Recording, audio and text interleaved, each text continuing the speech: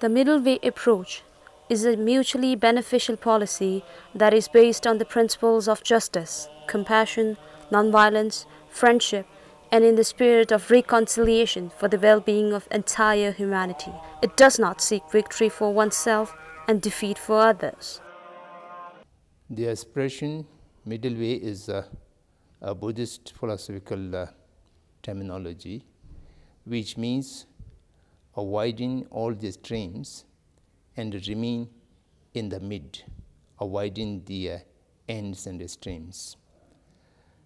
Similarly, the middle way approach policy to find a solution to the Tibet problem adopted by His Holiness is also avoiding two extremes.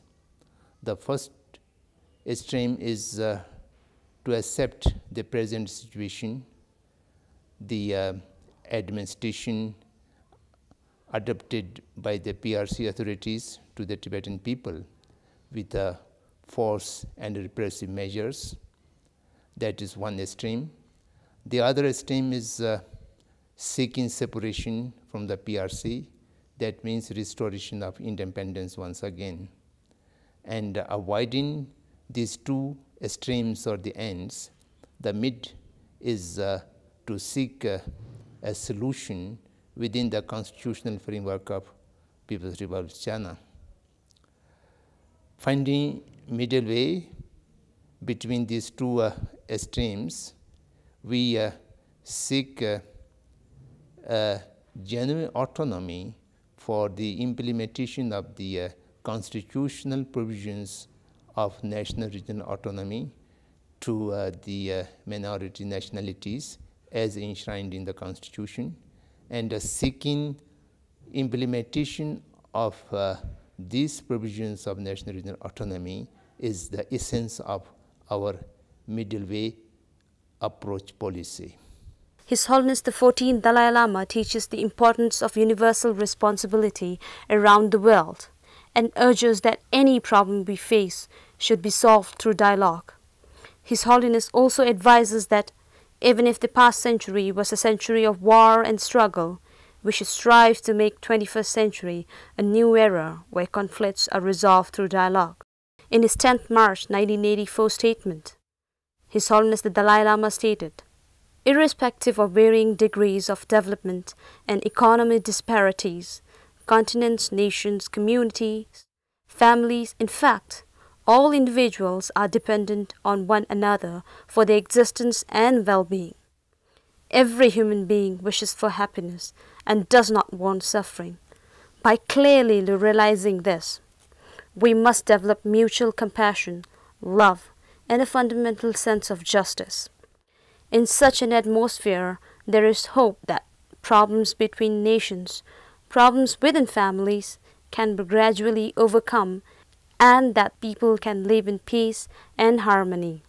The nature of middle policy to resolve Tibetan issue is that it neither seeks separation of Tibet from China by restoring Tibet's independence, nor accepts the present condition under People's Republic of China. In an effort to resolve the issue of Tibet in a manner that benefits both the sides, it follows a middle path between these two extremes. That is what we call the middle way policy.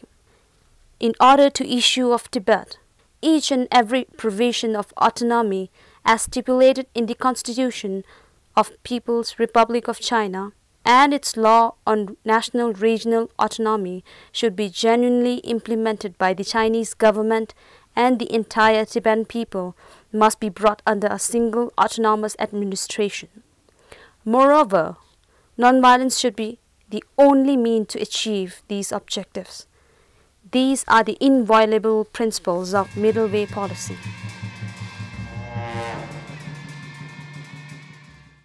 Today's world is such that there is no way one can make a policy that is not pragmatic or inconsistent with the reality. Time for countries to pursue their individual rights alone is gone. Many countries now forgo some of their individual sovereign rights by joining federations like European Union to achieve common interests. Moreover, today's reality is that no countries can live in isolation without depending on others. There are many nations that allow high degree of autonomous arrangements based on race, culture, and language. These autonomous arrangements are not only well established, but they contribute in strengthening the stability and integrity of respective nations. Even with 6 million Tibetans, most of the areas in eastern and northeastern Tibet were gradually sliced from under the Ganden Potang government, and in 1951, when Tibet lost its independence, the size of Tibet was not more than the area of today's so-called Tibet Autonomous Region. Thus, for both the short-term and the long-term benefits of Tibetan people, and in the view of fact that more than 50% of the Tibetan lives outside Tar, it is better to have a meaningful autonomy for all Tibetans. This needs a serious consideration by all Tibetans. Tibet is a landlocked country.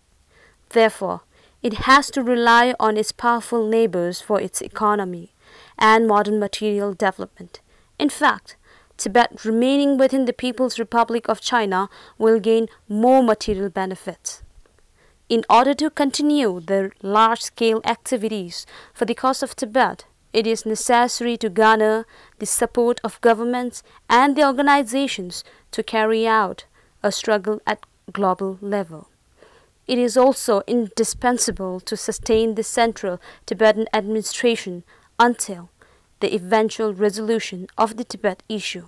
A way has to be found out, particularly to save Tibetan culture, environment, and Tibetan identity from the urgent situation of being completely destroyed inside Tibet.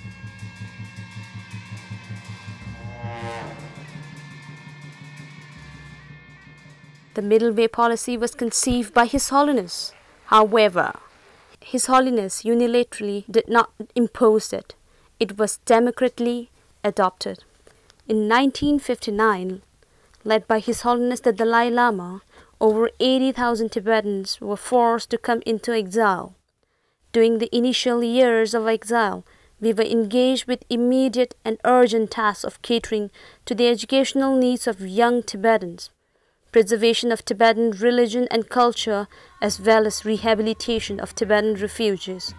Therefore, we were not able to formulate a definite policy that concerns the future political status of Tibetan people. However, from around 1967, His Holiness the Dalai Lama, taking into consideration the prevailing situation in the world in general and China in particular, held a series of discussions with the chairman and the vice chairman of Tibetan Parliament in exile, the Kashak, and other people who were part of decision-making body at that time, and the Friends of Tibet. An internal decision was then made in 1974 to pursue a policy of securing a meaningful autonomy for Tibet when the opportunity arises for the dialogue with the Chinese government. Since 1979, we, on the initiative from the Chinese government, we developed direct contact with Chinese government. And it was my personal emissary when first visited Peking, and at that time had opportunity meeting with Deng Xiaoping. At that time, Deng Xiaoping stated the question of independence we cannot discuss, we cannot negotiate on that point. Beside that, everything open, we can discuss, he mentioned. So, since then, my main concern, as I mentioned earlier, the Tibetan culture, Tibetan environment, Tibetan human rights, these are something immediate, the concern. Therefore, since then, I sent about 6 delegations. My whole approach is based on that Deng Xiaoping statement. So I usually call my whole approach in order to solve Tibetan issue, Tibetan problem, I call middle way. In 1987, His Holiness announced his long-term vision for Tibet, the 5-point peace plan at US Congress. In 1988, His Holiness announced the Strasbourg proposal at European Parliament to elaborate on the 5th point of the 5-point peace plan. This was the first major explanation on the middle way policy. The Tibetan should govern, the democratic self-government. Meantime, you see, Chinese side, of course, you see, keen, interest or major concern is defense and foreign affairs. So you see, in these two fields, you see, could, carry by Chinese. And basically, some kind of, relation, association, with PRC government. From 6 to 9 June 1988, a 4-day special political meeting was organized in Dharamsala. This conference was presided over by Kashak and attended by members of Tibetan Parliament in exile, public servant, NGOs, newly arrivals from Tibet, special invitees, and other representing the exiled Tibetan. A thorough discussion on the text of proposal was done, and finally it was unanimously endorsed. This was the first time such a policy was adopted through democratic process by not only consulting the Tibetan Parliament in exile and the Kashak, but also directly soliciting the views of delegates representing the Tibetan public. After Sino-Tibetan contracts broke down in 1993, His Holiness proposed in his 10th March 1996 and 1997 statements that the Tibetan people should decide on the best possible course of action to resolve the issue of Tibet through referendum.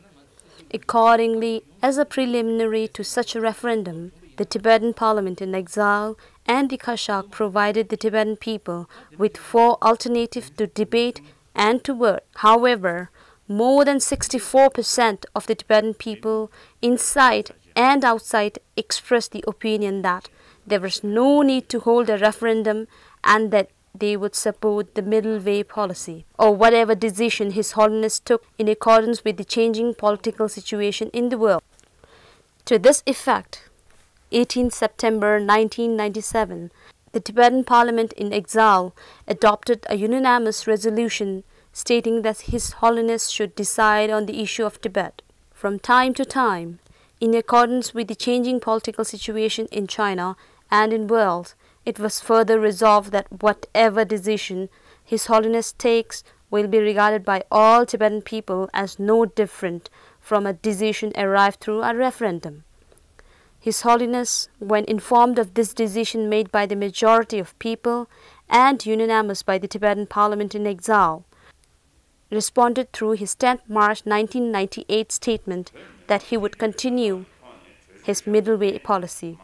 This was the second time such a policy was adopted democratically. From 17th to 22nd November 2008, a 6-day special meeting was held in Dharamsala in accordance with the Article 59 of the Charter of Exiled Tibetan. Out of the views solicited from nearly 600 representatives who attended the meetings and the written opinions from their respective communities as well as opinion collected from among the Tibetans in Tibet, over 80% of them expressed support for the middle way policy. This was the third time for the Tibetan people to adopt such a policy through a democratic process. Similarly, on 20th March 2010, the Tibetan Parliament in exile, after having discussed the text of motion of thanks on His Holiness' message, adopted unanimous resolution supporting the middle way policy once again. This was the 4th and the last decision arrived through democratic process. Middle way policy is the best way to resolve conflict among the people. It is also a giant political step ahead. It has the power to benefit the Tibetan and the Chinese people to live together in harmony. It also has the benefit for nationalities to live as equal without any discriminations. It helps in creating friendship among the nationalities, stability of the society, and to respect the unity of People's Republic of China. In the year 2008, during the 8th round of dialogue, we spelled out the present status of our middle way approach policy within the constitutional framework of PRC. And we had submitted a comprehensive memorandum on the implementation of genuine autonomy for the entirety of the Tibetan people. And this memorandum has been entirely based on the letters and spirit of the PRC's present constitution. Each constitutional provisions of autonomy have been quoted clause by clause, and we also explain how it can be implemented for the entirety of Tibet people, and also the means and ways how to implement it. Now, this memorandum is in the public domain, and anyone interested can find it on the internet, and which is our latest position about the details of the middle approach policy.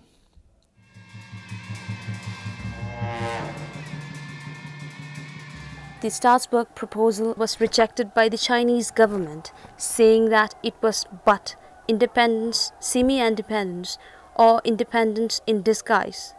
Besides attempting to distort Tibet's history and the current situation inside Tibet, PRC said that the proposal did not recognize China's sovereignty of Tibet, or that the latter was an inalienable part of the former.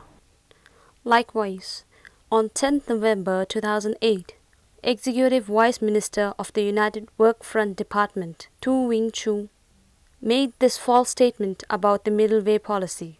We pointed out, though large numbers of obscure words were intentionally used in the memorandum, we could still see clearly that they did not give up their consistent splitting opinions.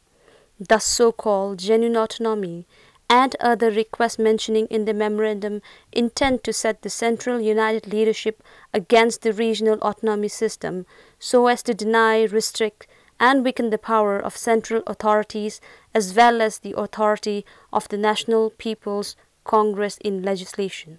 What's more, the splitting clique tried to revise the constitution so that it could actually possess the right as an independent state does. The memorandum title and contents refer to Greater Tibetan Inhabited Area and high degree of autonomy.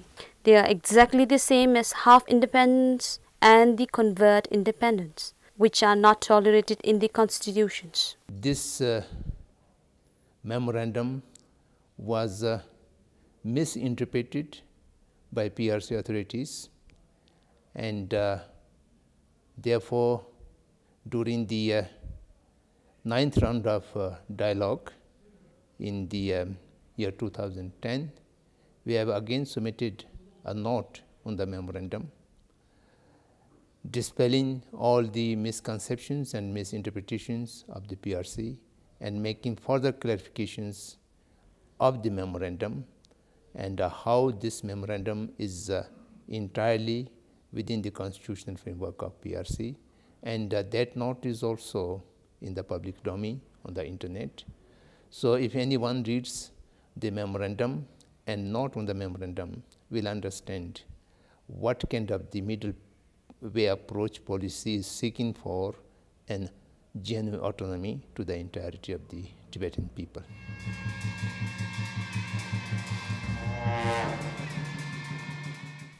Chinese scholars, democracy activists, media personalities and writers, as well as many ordinary Chinese people, support this policy. For example, in his essay The Right to Self-Government, the new Nobel laureate Liu Xiaobo writes that the Dalai Lama's Tibetan demand for autonomy not only morally sufficient reason, but also expressed in real peace negotiation in good faith. The peaceful protests in the Tibetan that took place in Tibet since 10 March 2008 were brutally suppressed by the Chinese authorities, and the false propaganda about the causes of peaceful protests were repeated by the authorities. Because of these, 29 Chinese intellectuals, writers, and democracy activists, including Wang Luxiong and Liu Xiaobo, signed and submitted 12 suggestions for dealing with the Tibet situation to the Chinese government. They wrote, 12 suggestions for dealing with the Tibet situation called on the Chinese government to respect the Tibetan people's right to freely express their views and for the Chinese leader to hold direct dialogue with Dalai Lama.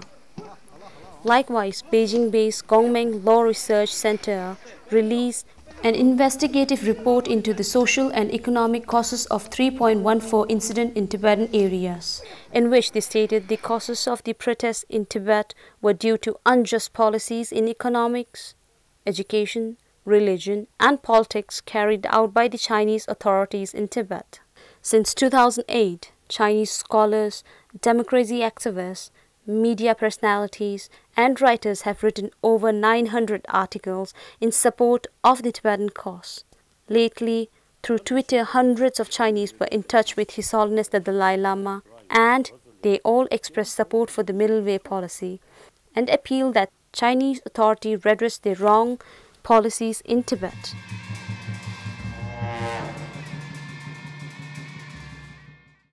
Although China has not responded to our initiatives, it would not be wrong to say that restart of the talks alone is a step forward. I have no doubt that if we vigorously pursue this policy, it will be successful because Chinese people ultimately, even in an authoritarian system such as the one that exists in China, ultimately the people's voice will prevail. And the Chinese people, intellectuals, young students, people from all walks of life, including many party members, those who have become aware of the Middle Way approach, are very, very supportive of it. And in fact, they feel that this policy, once it becomes successful, will also greatly benefit the People's Republic of China. Since 2002, 9 rounds of talks were held during which China is made aware about the basic aspirations of Tibetans. Even though there has not been any tangible result, but nevertheless, I think this process has had its success.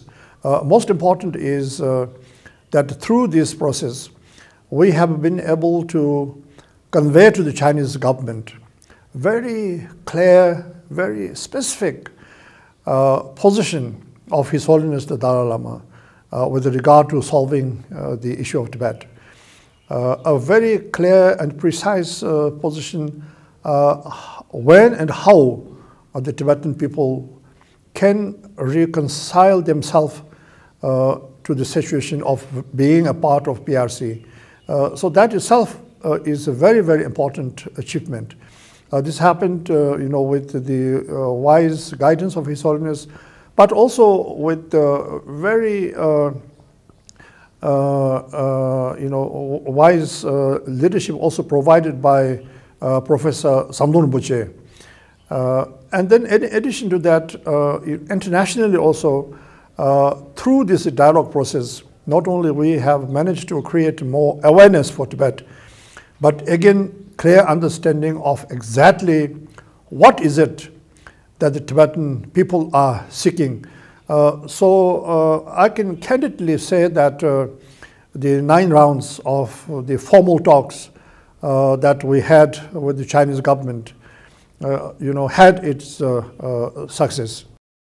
As a result of series of talks with the Chinese side by the His Holiness representatives based on the Middle Way policy, the international community, organizations, democracy activists, intellectuals, the media, and a large number of Chinese have learned about the nature of our struggle and the aspirations of Tibetan people, based on which they offer their supports.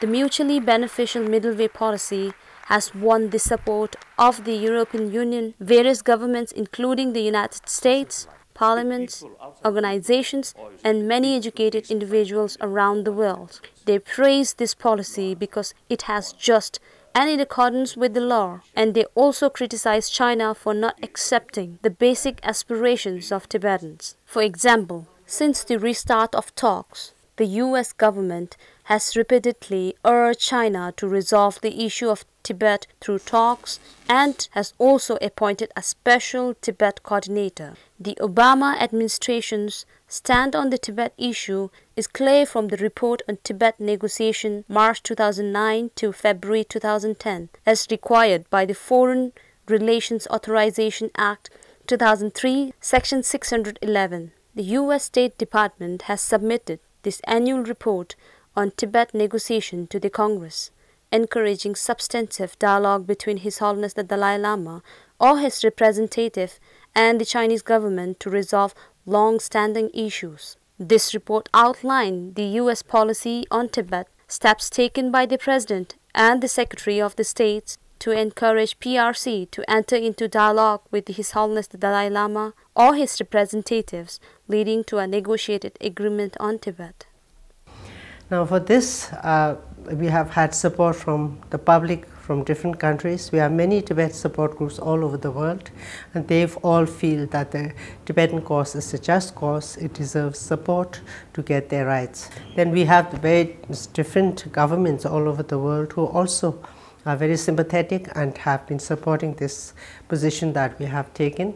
And in many different parliaments and all over the world, there are parliamentary groups, particularly for Tibet, to support the Tibetan cause. A high-level U.S. delegation headed by Speaker of Congress Nancy Pelosi visited Dharamsala to show their genuine solidarity with the Tibetan people after 2008 peaceful protests in Tibet brutally suppressed by the Chinese authorities. Thank all of you for your warm welcome, and thank you especially for flying the American flag today. We are very confident about our approach through the middle way approach because so far as I can remember, there is no government in the world who has said that our middle way approach is not appropriate or is not the way forward. So I think this itself gives us a strong support in the sense that it is morally and ethically and policy-wise very sound and positive, since it takes into consideration the interests of both China and Tibet. In November 2009, during his visit to China, the US President Obama raised the issue of Tibet. In fact, during a press conference with Hu Jintao, Obama urged the Chinese government to engage in meaningful talks with His Holiness the Dalai Lama on the issue of Tibet. So today, we've agreed to move ahead with our formal dialogue on human rights. We've agreed to new exchanges to advance the rule of law. And even as we, the United States, recognize that Tibet is part of the People's Republic of China, the United States continues to support further dialogue between the government of China and the representatives of the Dalai Lama to resolve concerns and differences, including the preservation of the religious and cultural identity of the Tibetan people.